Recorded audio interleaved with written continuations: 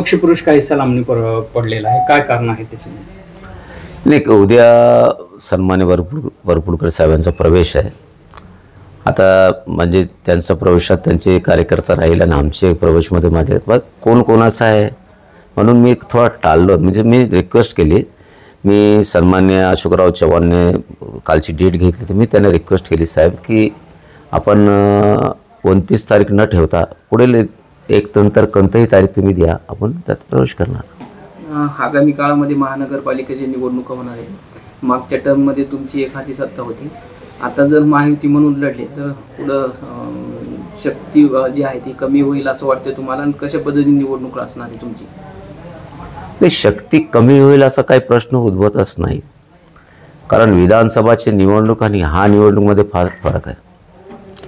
आणि प्रवेश आमचा झाल्यानंतर वरिष्ठांनी जे आदेश दिला मला की तुम्ही युतीमध्ये लढा, युतीमध्ये लढू, ते म्हणणार वेगळं लढा तर वेगळं लढू. तुमचा प्रवेश हा जो शक्ती प्रदर्शन करणार का साधा सहज? बघा, शक्ती प्रदर्शनचा विषय यात काही नसतं. प्रवेशमध्ये ज्याला वाटतंय की कैलास गोरंट्यालसोबत यायचं ते बरोबर येईल तिकडं.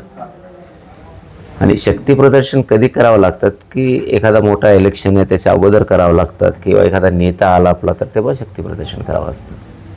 प्रवेशला शक्ती प्रदर्शन नसतं. सोहळा साधाच होणार.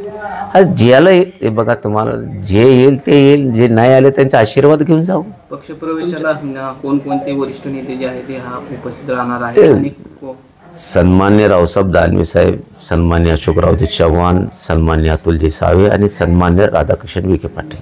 आपले कोण कोण म्हणजे पदाधिकारी सोबत असतील तुमच्या का नंतर काही येणार? नाही, आपले तर जे आहे नगर परिषदचे नगरसेवक असेल आणि जे मला मानणारे लोक आहेत ते 100% ना. साधारण किती त्यांची संख्या असं काही? हे संख्या बघा, मी आता की मी ज्या दिवशी प्रवेशाची तारीख राहील त्या दिवशी तुम्हाला दाखवून देऊ ना, किती लोक राहील किती नाही राहील. आता तुमचा जो स्वभाव आहे तो बीजेपीला मॅच होऊ शकतो का? परिवर्तन ही समय का नियम है.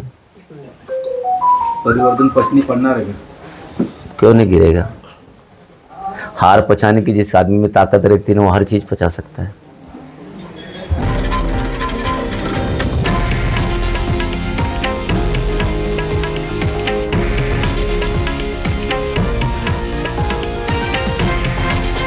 हे आहे देशातील नंबर 1 न्यूज नेटवर्क आणि आपण पाहत आहात TV9 मराठी, एकमेव.